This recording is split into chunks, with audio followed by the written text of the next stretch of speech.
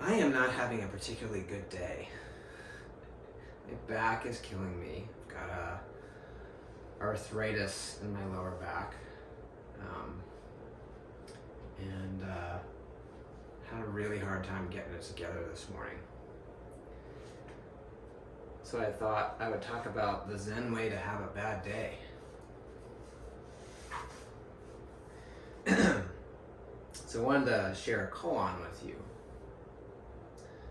It's the third case from the Blue Cliff record, and the title of the case is Master Ma is Unwell. So two things about that. Master Ma may have been the greatest Zen master of the golden age of Zen in China. Said he had something like 80 dharma successors, which is amazing. And two of his people in his line, one is very famous, Master Nansen, who if you do koan study, you'll meet in Mumonkan. And Master Nansen's most famous student was Joshu, the Joshu from the first koan in Mumonkan, Joshu's dog. So Master Ma was a big deal, really big deal. Unwell undersells what's going on with Master Ma in this koan. He is likely dying. So it's sort of like when a British person's like, oh, I've got a touch of flu, and they're actually like dying of tuberculosis or something. So the koan sort of undersells how sick Master Ma is. So here's the case. Great Master Ma was unwell. The temple superintendent asked him, "Teacher, how has your venerable health been these recent days?" The great master said, "Sun-faced Buddha, moon-faced Buddha." Sun-faced Buddha, moon-faced Buddha. So one of the things that kind of jumps out to me about this koan is, it's probably really obvious that Master Ma is not having a good day when the superintendent asks that. How has your venerable health been? So the monk is asking him not necessarily a question about like, are you well or not? Are you sick or not? He's asking, how you dealing with that? How does the great Master Ma deal with being ill, possibly dying? And inside of that question is this invitation to compare. How has your health been these recent days? One of the things in Zen that we talk a lot about, and you'll see this in lots of the teachings, it's a lot of our chants, is not comparing, not judging by any standards. Another koan in Blue Cliff Record says, the ultimate path is without difficulty. Just avoid picking and choosing. Simple, right? The word no shows up again and again and again and again in a lot of our Zen studies. And that's Heart Sutra. No eye, ear, nose, tongue, body, mind. No color, sound, smell, taste, touch, phenomena. Even the word mu could be translated to no. So if you're koan as Joshu's dog, does a dog have Buddha nature or not? Joshu says, no. The no is not so much about negating or rejecting. It's about letting go of comparison. So how has your venerable health been lately, Master? Compared to what? Compared to what? That's where we get into trouble. Having a bad day. Yesterday was good. Could be better. Maybe tomorrow will be better. But, the start of that is maybe noticing something about your experience that, there's the noticing, and then there's the very, right attached to it is the inclination towards, I like this, I don't like this, or it's neutral. I don't like this. It's bad.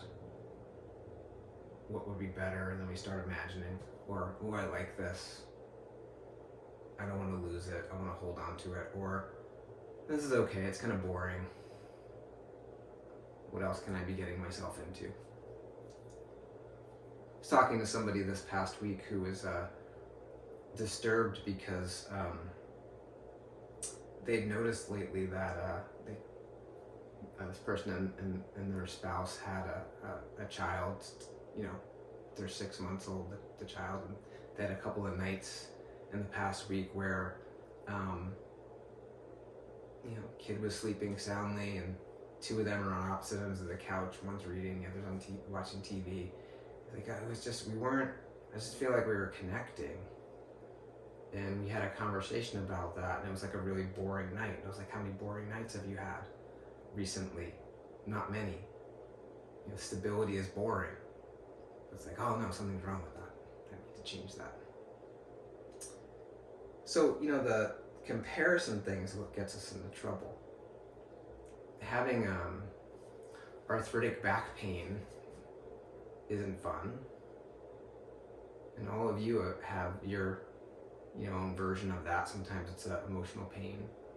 Sometimes it's just a circumstance you don't like. And that happens. I mean, you don't know from day to day what will happen. It's a guarantee it will happen eventually. But then we get into, this is bad. And the thing to do with bad things is to fix them. And the fixing is what leads us to struggle. And the struggle is what leads to suffering. So Master Ma says, sun-faced Buddha, moon-faced Buddha. He's not being smug like, oh, no matter what circumstances, I'm Buddha. He probably said it like, sun-faced Buddha, moon-faced Buddha. He's having a bad day. He's just having a bad day. That's all there is to it. He's not making it worse by lamenting that he's having a bad day, or being grouchy about it necessarily, or fighting with it. He's having the day he's having.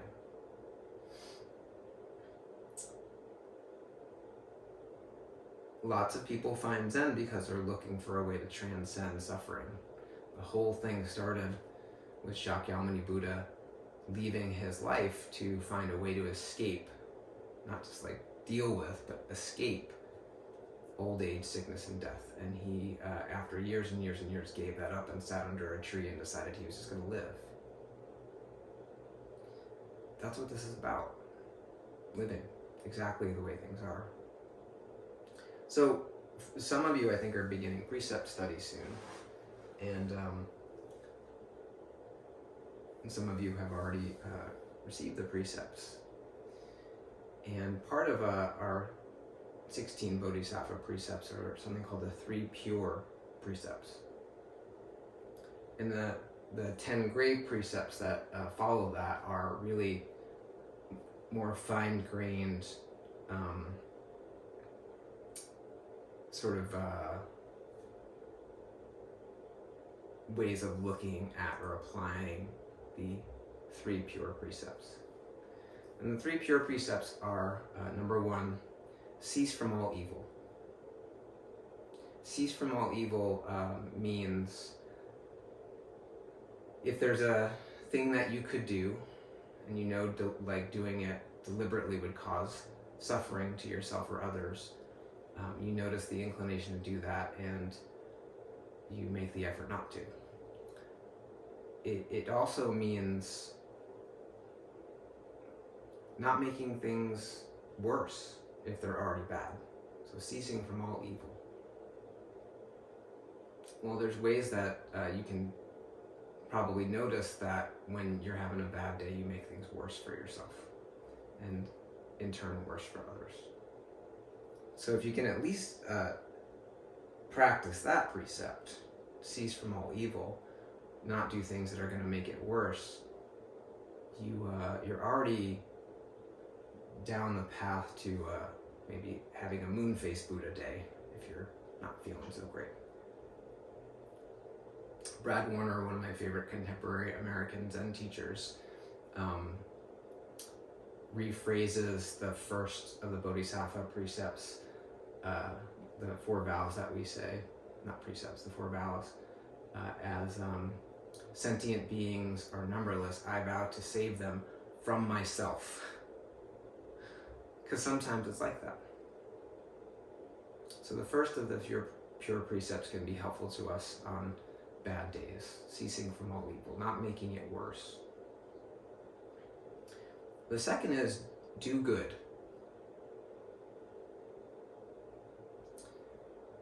Do good. So what's good? Well, there's lots of ways to evaluate good, but the pure precept of doing good is not comparing one action to another and figuring out what's the best. It's using your intuition to get a sense of what in that particular situation, given the circumstances, is going to be the action that is the wisest and either creates the least amount of suffering or offers the most support and help you can. So doing good might start with yourself. So if you've ceased from evil and you're not making it worse, bear witness to the situation. What is there to do here? It could be nothing. Sometimes just not doing. That's what we practice in zazen, not doing. And letting things take their course and not interfering may actually be the best thing to do. So this morning I took some ibuprofen. And what is there to do after you take ibuprofen? Are you gonna, is there anything a human being can do to help ibuprofen? Right? You just let it evolve. So, sometimes it's like that. Sometimes there's a thing to do. You've made a mess. Sometimes the thing to do is clean it up.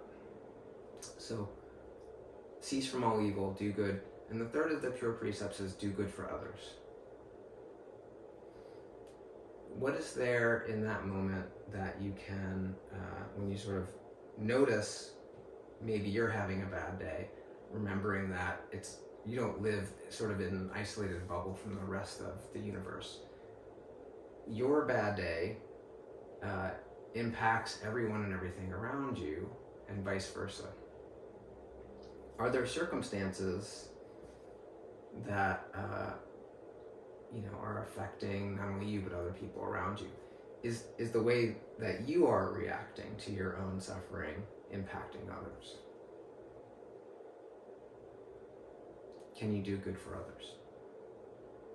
Helping other people is a really nice way, a very effective way to have a better day if you're having a bad day. Connecting with the fact that you're not the only one who's suffering, that we're all suffering. So we have to start with,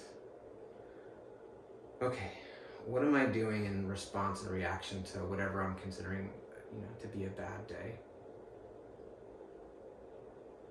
Ceasing from evil, so we're not making it worse. Okay, what is there to do? How can I do good here? Maybe it's just waiting for things to, evolve. Maybe it's really cold in the morning and it's 5 a.m. Maybe it's just waiting for the sun to rise and things to change a little bit. Or maybe there's a thing you can do right now that would be helpful. And then do good for others. How can you participate and engage in this interconnected web of existence that we all live in a way that promotes clarity and kindness and does not add more suffering to the world? I like the pure precepts because they're really easy to remember, and although they seem really simplistic, they aren't. They're tricky sometimes, but they offer a way to just get back into, I think, the Zen way of life. The sort of upright, clear-eyed, accepting, straightforward way of life.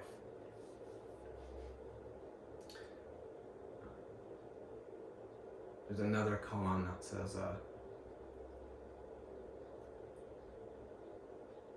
Zen student must walk straight down the path of 99 curves.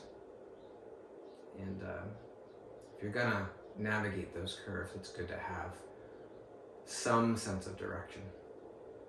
And I think the Pure Precepts give us a really nice way to reorient when we are sort of lost in the storm of a bad day.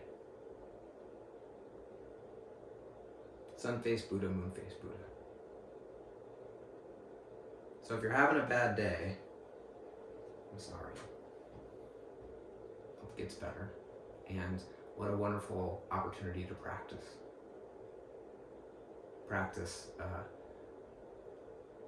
this wonderful tradition and wisdom that is passed down to us over thousands of years by actual human beings who have had lots of bad days. So this is tried and true. The ancestral teachers haven't deceived us. So give it a try.